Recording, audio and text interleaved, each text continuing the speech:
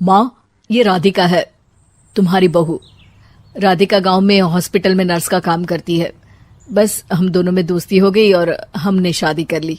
राधिका, माँ के पैर छू। अरे चल हट नालायक। अरे मैंने क्या क्या सपने देखे थे कि तेरी शादी किसी अमीर घर में करूंगी और दहेज में लाखों रुपए लूंगी, और तू गांव की इस मामूली लड़की को मेरी बहू बनाकर ले आया। लेकिन बेटे की जिद के आगे सुनीता देवी मजबूर हो जाती है। राधिका सुनीता देवी को फूटी आंख भी नहीं भाती थी।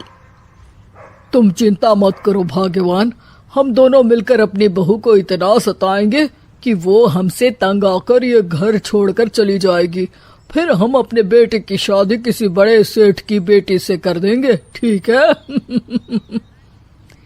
अगले दिन सुनीता देवी अपने बेटे का कमरा साफ कर रही होती है। तभी बहू के सामान में उसे एक बड़ी बड़ी मूंछों वाले आदमी की तस्वीर दिखाई देती है और उसके कंधे पर एक बड़ी सी बंदूक टंगी होती है। तस्वीर के नीचे लिखा होता है डाकू मंगल सिंह। ये किसकी तस्वीर है बहू? ये मेरे पिताजी की तस्वीर है। बस फिर क्या था। ये सुनते ही सुनीता देवी के हाथ पैर कांपने लगते हैं। वो भागती हुई सीधा अपने पति के कमरे में जाती है। अरे गजब हो गया जी, गजब। अरे क्या हो गया भाग्यवान?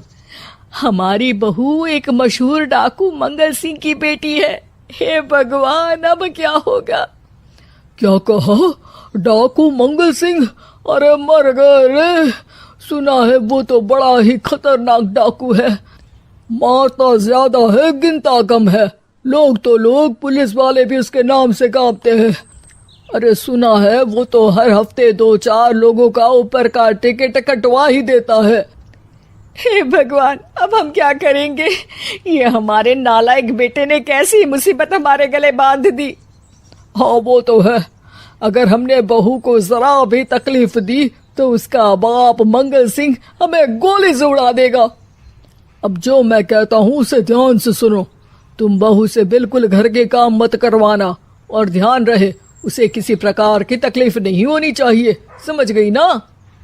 और ऐसा ही होता है। अगले दिन सुनीता देवी रसोई में खाना बना रही होती है कि तभी, ये क्या माँ जी, मेरे रहते आप खाना बना रही हैं?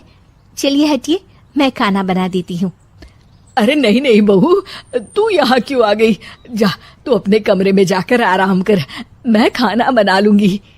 सुनीता देवी जिद करके राधिका को भेज देती है। फिर एक दिन, अरे फर्श पर कितनी धूल जमी है, माँ जी देखेंगी तो नाराज हो जाएंगी, मैं अभी यहाँ पोछा लगा देती हूँ।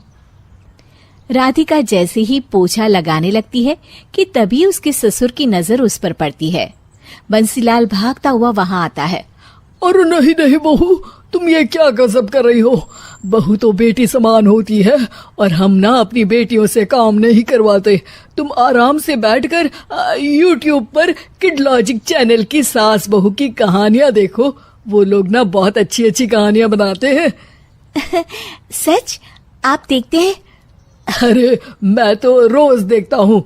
शहर की बहू तो मेरी फेवरेट कहानी है। हाँ, ये कहकर बंसीलाल पोछा लगाने लगता है। इस तरह राधिका के सास ससुर सारा दिन उसकी खुशामद में लगे रहते हैं और उसे किसी महारानी की तरह रखते थे। कैसा लगा बहू? पिज्जा टेस्टी तो है ना? अच्छा, मीठे में क्या खाओगी बोलो तो? माँ जी, मुझे तो काजू कतली बहुत पसंद है और उसके बाद 1 गिलास लस्सी मिल जाए तो मजा आ जाएगा। ये सुनते ही सुनीता देवी अपने पति को कोहनी मारते हुए कहती है, अरे सुना नहीं बहू क्या मांग रही है? जल्दी से भागकर बाजार जाइए और सब खरीद कर ले आइए। हाँ हाँ भाग्यवान, अभी जाता हूँ। राधिका की तो 5 उंगलियां घी में थी। वो तो अपने ससुराल में मजे कर रही थी। दूसरी तरफ राधिका की सास उसके लिए कभी नई साड़ी खरीद लाती तो कभी उसके लिए नए गहने बनवा देती। फिर एक दिन डाकू मंगल सिंह अपनी बेटी राधिका से मिलने अपने आदमियों के साथ आता है। उन सबको देखते ही राधिका के सास ससुर डर के मारे कांपने लगते हैं।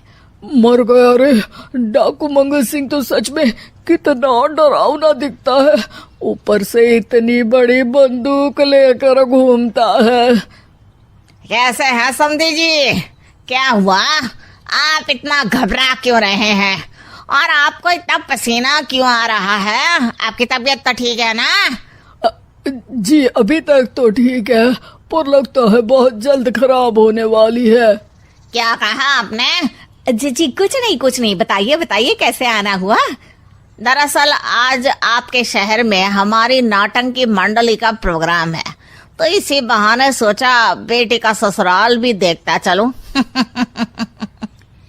ये सुनते ही राधिका के सास ससुर हैरान हो जाते हैं। क्या कहा? आप नौटंकी में काम करते हैं? हाँ माँ जी, पिताजी डाकू की एक्टिंग बहुत अच्छी करते हैं। उन्हें तो कई अवार्ड भी मिल चुके हैं। और ये बंदूक, ये तो असली लगती है। तभी राधिका के पिताजी अपनी नकली मूंछ निकालते हुए कहते हैं,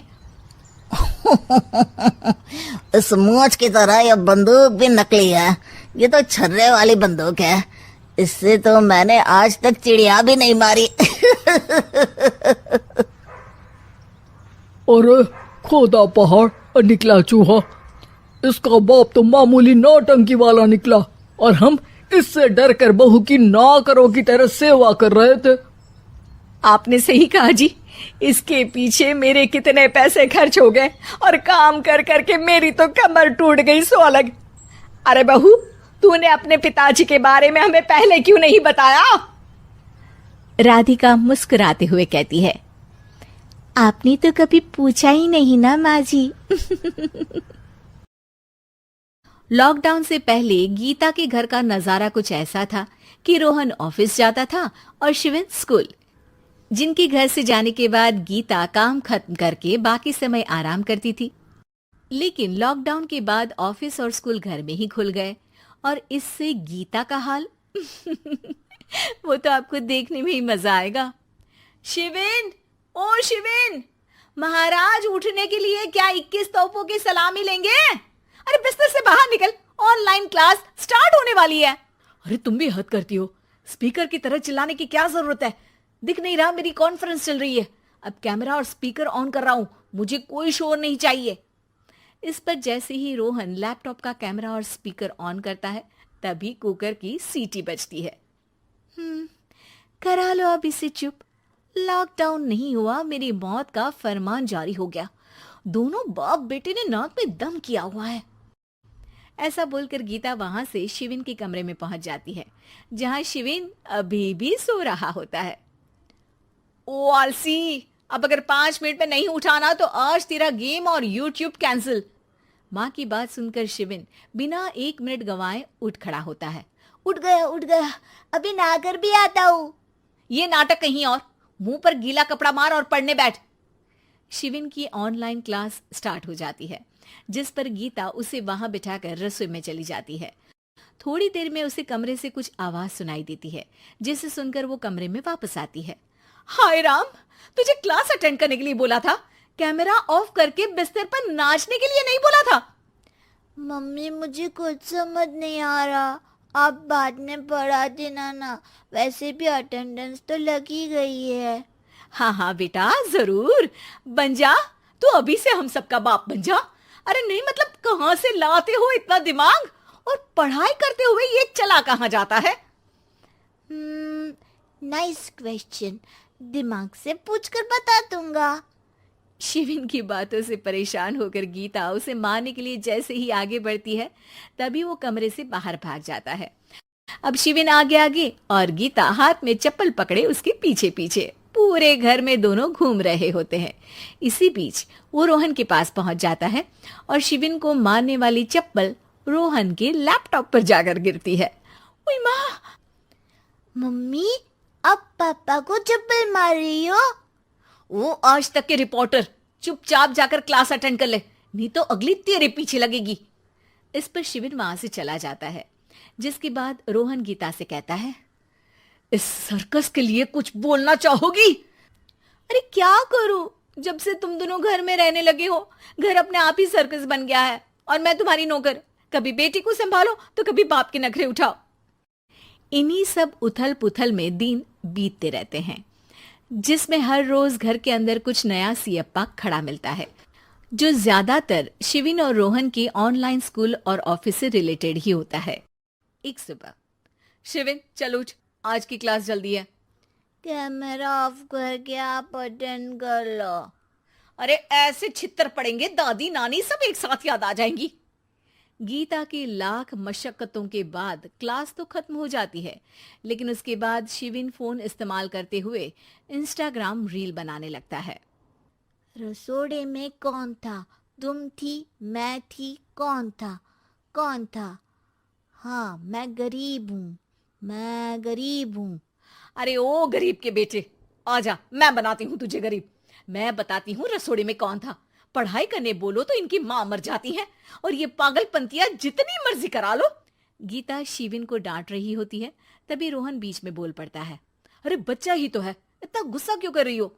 बेटे का साथ देने की इसी एक कोशिश में अब शिविन के साथ साथ रोहन भी गीता के गुस्से की सूली पर चढ़ जाता है। अगर बेटे पर इतना ही प्यार आ रहा है तो इसे क्लास अटेंड क्यों नहीं कराते? इसका होमवर्क क्यों नहीं कराते? उस समय तो बहुत जल्दी मीटिंग आ जाती है। वो काम मैं करूं और यहाँ इस बेफिजुली की चीज में तरफदारी करके बन जाओ महान। हे भगवान, कोई तो इनके ऑफिस और स्कूल खुलवाओ, मैं इन्हें और घर में नहीं सह सकती। अरे कुछ और मांग लेती, क्योंकि तुम्हारी ये विश इस साल तो पूरी होने से रही, कोरोना। हाय, नास बेटे ने जिंदगी ही बर्बाद कर दी। खाए कोई पचाए कोई, कल मुझे चुन चुन कर सबको मेरी बद्दुआ लगेगी। उन्होंने दुनिया का और इन बाप बेटे दोनों ने मेरा जीना मुश्किल कर दिया। गीता वहां से चली जाती है, जिसके बाद रोहन शिविन से कहता है, अरे तुम्हारी मम्मी इतनी भड़की हुई क्यों है? आपकी वजह से पूरा समय घर में रहते हो और उस पर कोई काम कराने की जगह बस ऑर्डर देते रहते हो। अच्छा बेटे, सारा इल्जाम मुझ पर? पूरा दिन तो वो तुम पर ही चिल्लाती है। हाँ, मतलब दोनों का 50-50 है, कुछ करना पड़ेगा। वो कहते ना, make the best out of worst. I have an idea. वैसे तुम्हारी माँ सही कहती है, बहुत जुबान चलाने लगे हो, कम बोला करो। अगली सुबह रोहन और शिविन अपनी गलती को सुधारने के लिए गीता के उठने से पहले घर का आधा काम खत्म कर देते हैं, जिसे देखकर गीता खुश हो जाती है और फिर बाकी बचा काम वो तीनों मिलकर पूरा कर लेते हैं, जिसके बाद अब वो सब मिल बांट कर हर काम में एक दूसरे की मदद करते हुए लॉकडाउन का मजा लेने लगते हैं।